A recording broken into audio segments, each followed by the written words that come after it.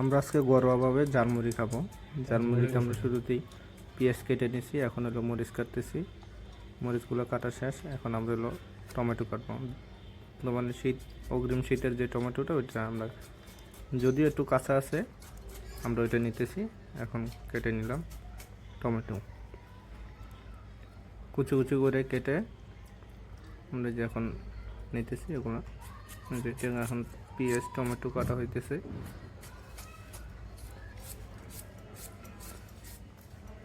এখন আমরা নিচ্ছি হলো শসা। যদিও ঝালমুড়ি খেতে আপনার শসা, টমেটো, পেঁয়াজ, ধনিয়া পাতা সবই লাগে, সব মিশ্রণেই ঝালমুড়ির টেস্টটা নিয়ে আসে। শসাগুলো কিছু কিছু করে কেটে নেব। এখন আমরা হলো শসা কাটা শেষ, এখন আমরা ধনিয়া পাতা কাটতেছি। ধনিয়া পাতাটাও আপনার কুচি কুচি করে কাটতে হবে, না হলে মুখে লেগে যাবে আর কি। বড় পাতা আমরা কুচি কুচি করে কেটে নিব।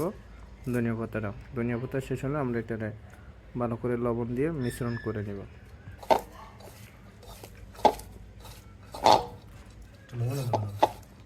এখন হলো আমাদের টমেটো, ধনিয়া পাতা এগুলো কাটা হয়ে গেছে। এখন আমরা নিব লবণ দিতেছি, হালকা পরিমাণ কাঁচা লবণ।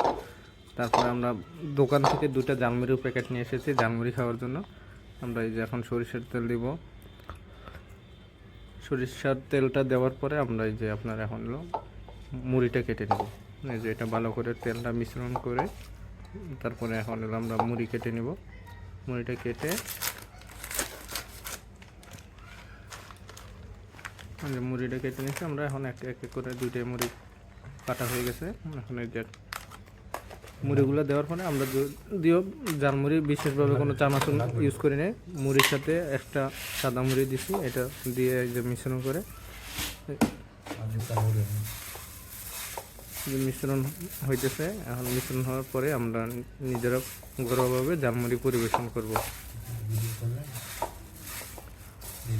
যে মিশ্রণ হয়ে গেছে প্রায় শেষ পর্যায়ে, এখন হলো আমাদের খাবারের শুরু।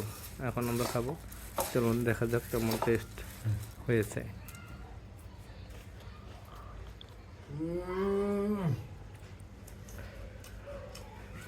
খেয়ে বল, মানে ওর যেই ফিল মনে হলো যে আপনার একবারে খুবই সুস্বাদু।